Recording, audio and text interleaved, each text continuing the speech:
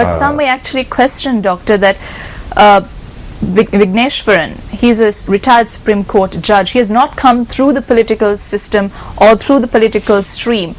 And he is going to be, if he is elected, he will be heading the Northern Provincial Council. Some may argue that he may not have the political know-how or the political experience to steer such a provincial council. Well, I agree. I agree that he doesn't have many of the characteristics that we associate with the political mainstream today and with candidates at various levels. I mean, I have never heard him being accused of shooting anybody and then shooting himself and then forgetting about it. I have not heard that he has bitten anybody's nose off. I don't think he's made anybody kneel. I don't think he's tied any public servants to trees. So yes, I mean, obviously the guy is not a politician. Thank God for that. We need more people like him, and I hope that in the South, people start asking, why don't we have a chief ministerial candidate like that? Why don't we have cabinet ministers like that? Why don't we have more such representatives in politics? Why are we keeping them out? So the TNA has managed to retain not only the loyalty of the grassroots, but also the loyalty and participation of the educated. Mr. Sambandhan himself, anybody who saw his video interview in a local newspaper the other day knows what an articulate man he is. Mr. Sumandran, a young man, and now they've attracted Mr. Vigneshwaran. Now, the return of the educated elite to politics is something that is desirable. And of course, Mr. Sambandhan played what I would call a master stroke. I mean, the man is no babe in the woods. It was a very, very smart move. He's picked somebody and he has prevailed upon him because Justice Vigneshwaran was reluctant. Everybody knows this, Tamil press knows it.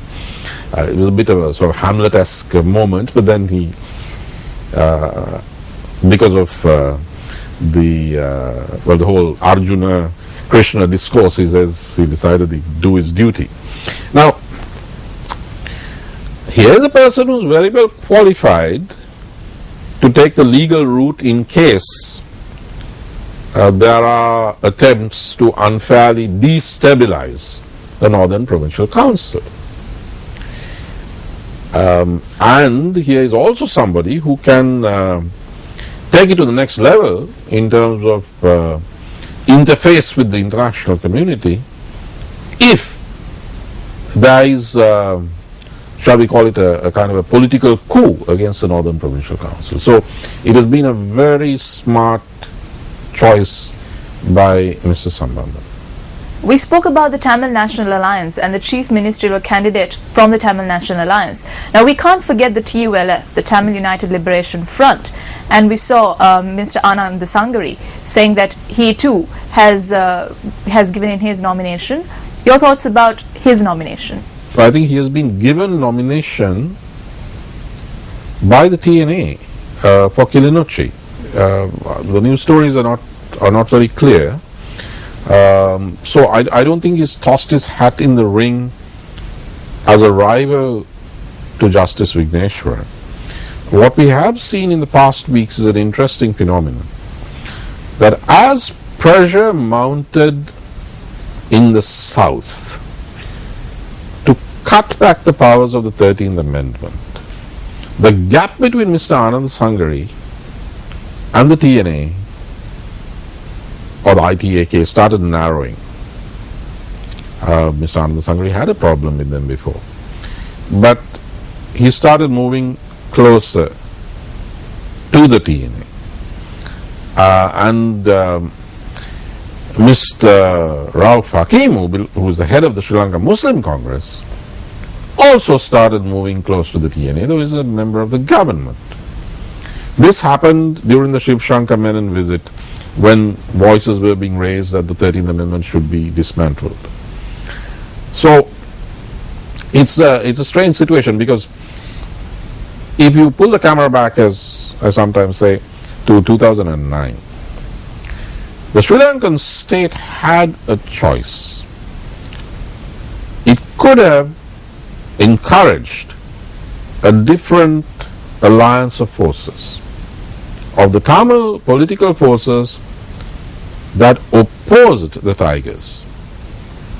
And those people could have been bolstered and a provincial election could have been held. Who were those people? Mr. Ananda Sangari, Mr. Douglas Devanand, Mr. Siddharthan, leader of the plot, Mr. Sridharan, leader of the EPRLF. These are people who risked their lives against the Tigers. They did not remain silent or tag along like the TNA did out of fear with the Tigers. Now, the state had that option. If it had encouraged these forces, had provincial elections in 2009, maybe the chief minister would have been Mr. Ananda Sangari. Who knows? There was a good chance. But it wasn't done. Now, why wasn't this done when it was manifestly in the interests of the government of Sri Lanka? My hunch is, and let me just say it's an informed guess, I wouldn't go further than that, is that there were those in government, in the state, perhaps not at the very top, but close enough, who felt that why should we give any of the Tamils anything political? I mean, let's do the roads and stuff like that, but don't give them any autonomy. We don't have to have this provincial council system. We can bypass it, we can dismantle it. We don't have to do this. So why bother to prop up anyone? I mean, they could have been anti-LTT, they could have been pro-LTT, but who cares? So Douglas, all these people were really marginalized, and one of the biggest mistakes that Douglas Devananda made, and this is somebody I've known for many, many years, was to agree to contest under the UPFA symbol. He should have done what Mr. Rauf Hakim, for all his political weaknesses, did. Mr. Hakim refused to contest under the government symbol. He insisted always on retaining the autonomy of the Sri Lankan Muslim Congress at elections. Douglas didn't. And in the north, if you contest as SLFP or UPFA, I mean, that's like contesting as EPDP in Hambantota. So the government forced him to do that, and therefore Douglas was downsized politically. Ananda Sangari, Siddharthan, Sridharan, EPRLF plot were ignored. So what happened? Devananda shrank, the others went with the TNA. And then you had pretty much, now what you have is pretty much a unified Tamil nationalist bloc of political forces. They're very well poised to perform at the Northern Provincial Council election.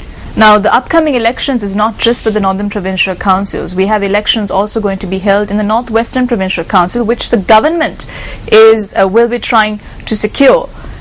What sort of importance does the Northwestern Provincial Council hold as a catalyst in this provincial elections? Well, pretty important, because it's not just the NWP, it's also the Central Province. Yes. Wow.